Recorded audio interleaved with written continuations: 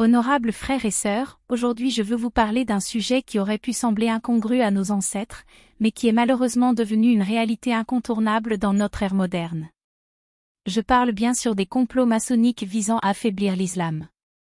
Depuis des siècles, les maçons ont été accusés de vouloir dominer le monde et de chercher à établir un ordre mondial unique, où les valeurs religieuses et culturelles seraient écrasées au profit d'une élite athée et matérialiste. Mais ce que l'on sait moins, c'est que cette ambition maçonnique a particulièrement ciblé l'islam, cette belle religion qui a valu à nos ancêtres tant de victoires et de conquêtes. Les maçons, qui se présentent comme des défenseurs de la liberté et de la fraternité, n'ont jamais caché leur hostilité envers l'islam. Ils considèrent notre religion comme un obstacle à leur projet de domination mondiale, car elle enseigne la soumission à Dieu et la défense de la justice et de la vérité. Au cours de l'histoire, les maçons ont mis en œuvre des stratégies complexes pour affaiblir l'islam et miner sa crédibilité. Ils ont créé des mouvements séculiers et laïques qui cherchent à diviser les musulmans et à les opposer les uns aux autres. Ils ont financé des chercheurs et des intellectuels qui produisent des travaux qui dénigrent et déforment l'image de l'islam. Ils ont même créé des mouvements terroristes qui commettent des actes atroces au nom de l'islam, mais qui en réalité sont contrôlés par les maçons eux-mêmes. Ces stratégies ont connu un certain succès, malheureusement.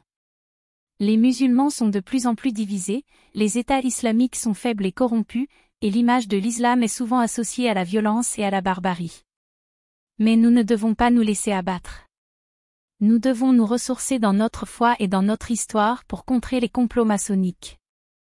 Nous devons réveiller notre conscience nationale et protester contre les injustices et les agressions dont nous sommes victimes. Nous devons également nous unir et nous coaliser pour défendre notre identité et nos valeurs. Nous devons également dénoncer les traîtres et les agents maçonniques qui travaillent à l'intérieur de nos propres rangs. Nous devons identifier les infiltrés qui cherchent à miner notre unité et notre détermination. Nous devons les démasquer et les dénoncer, car ils sont les véritables ennemis de l'islam et de la communauté musulmane. Enfin, nous devons œuvrer pour rétablir la grandeur de l'islam et de la communauté musulmane. Nous devons réhabiliter notre héritage culturel et historique et nous devons promouvoir les valeurs de l'islam qui ont fait de notre civilisation la plus grande et la plus prospère de l'histoire. Alors, mes frères et mes sœurs, n'ayons plus peur de dire la vérité. N'ayons plus peur de dénoncer les complots maçonniques qui visent à affaiblir l'islam. N'ayons plus peur de défendre notre foi et notre identité.